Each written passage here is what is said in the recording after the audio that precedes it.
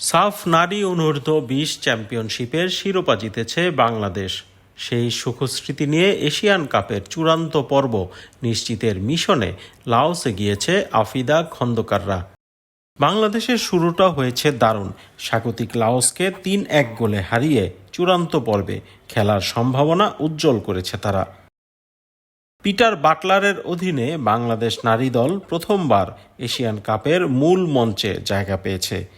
এই ইংলিশ কোচের অধীনেই অনূর্ধ্ব-20 দল গিয়েছে লাওসে। গত মাসে 11 দিনের ব্যস্ত সূচিতে 6 ম্যাচে সব ফুটবলারকে পরখ করে দেখেছিলেন বাটলার। এরপরই আফিদাদের লাওস যাত্রা। অনূর্ধ্ব-20 দলের সাফ জয়ে সামনে থেকে নেতৃত্ব দিয়েছিলেন সাগরিকা।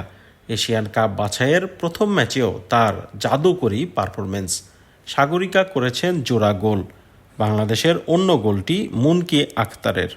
জাতীয় দলকে প্রথমবার এশিয়ান কাপের মঞ্চে নিয়ে যাওয়া বাটলার এবার স্বপ্ন দেখতেই পারেন আরও একটি এশিয়ান কাপে জায়গা করে নেওয়ার।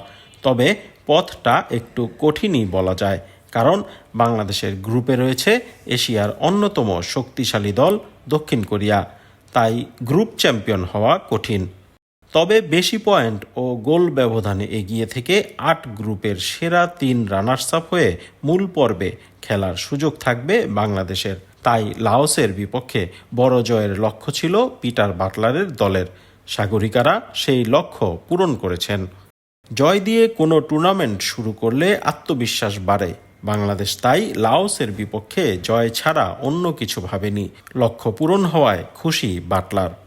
তবে গোলকিপারের ভুলে একটি গোল হজম করায় কিছুটা হতাশা আছে তার, যদিও দুর্বলতাকে শিক্ষা হিসেবে নিচ্ছেন Bangladesh coach.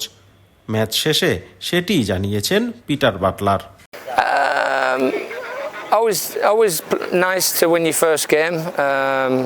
Important for us to get some points on the board, moving into the Timor-Leste game, but you're always got that nervous, that apprehension,